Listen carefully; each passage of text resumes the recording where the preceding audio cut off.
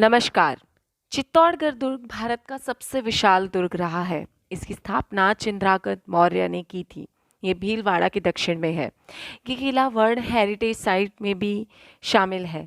ये कभी मेवाड़ की राजधानी था। ये किला इतिहास में हुई कई खूनी लड़ाइयों का गवाह रहा है। सन 738 राजा बप्पा रावल ने राजपूताने पर राज्य करने वाले मौर्य वंश के अंतिम शासक बानमोरी को हराकर ये किला अपने अधिकार में कर लिया था। जय सिंह के उत्तराधिकारी कुमारपाल के भतीजे राज्यपाल से वैवाहिक संबंध बनाकर चित्तौड़गढ़ के राजा सामंत सिंह ने सन 1174 के आसपास पुनः गुहिल वंशियों का आधिपत्य स्थापित किया। इन्हीं राजा सामंत सिंह का पृथ्वीराज चौहान की बहन पृथ्वीबाई से विवाह गठबंधन हुआ। तराइन के द्वितीय युद्ध में सामंत सिंह की मृत्यु हो गई।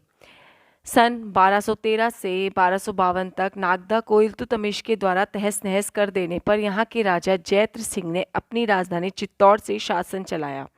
सन 1303 में यहाँ के रावल रतन सिंह की अलाउद्दीन खिलजी से लड़ाई हुई। लड़ाई चित्तौड़ के प्रथम शाखा के नाम से प्रसिद्ध हुई है।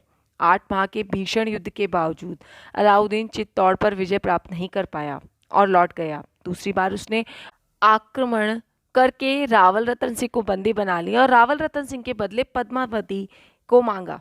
तब पद्मावती ने छल से गोरा बदल की सहायता से भेष बदलकर रतन सिंह को छुड़वा लिया, परंतु इस छल से अलाउद्दीन खिलजी इतना खिसिया गया और प्रबल आक्रमण किया। इस बार दिल्ली गए सारे राजपूत योद्धा पूरी तरह से वीरगति को प्राप्त हो गए।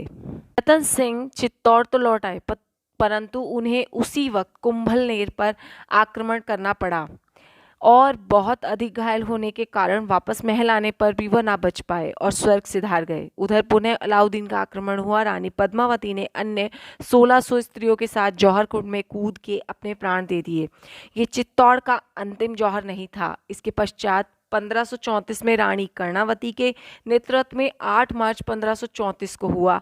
ये बहादुर शाह के आक्रमण का समय था। तीसरा जौहर राणा उदय सिंह के शासनकाल में अकबर के आक्रमण के समय 25 फरवरी 1568 को पत्ता सिसोदिया की पत्नी फूल कुंवर के नेतृत्व में हुआ। ये चित्तौड़ के 3 शोक कहलाते हैं। राजस्थान के चित्तौड़गढ़ में स्थापत्य कला की एक विस्तृत श्रृंखला में जिनमें जैन मंदिरों, हिंदू मंदिरों, महल और किले हैं, लेकिन शिखर मंदिरों के अलावा स्वतंत्र मीनारें केवल चित्तौड़गढ़ में हैं। किले का निर्माण राजपूत स्थापत्य शैली में किया गया है।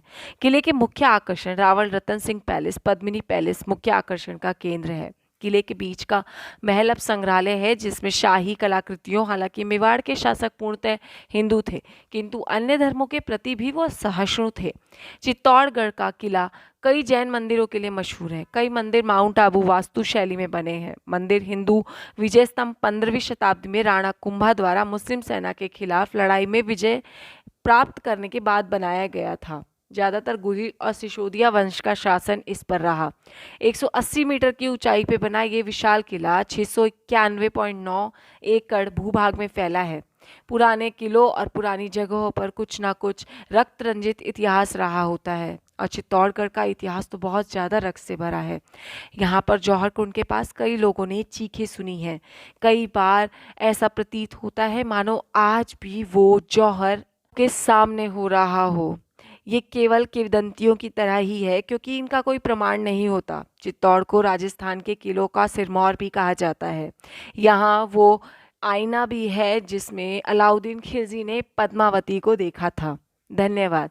यदि आपको मेरा ये चैनल अच्छा लगे, मेरा प्रयास अच्छा लगे, तो कृपया करके मुझे लाइक, शेयर और कमेंट करें। सब्सक्राइब ज़रूर करें।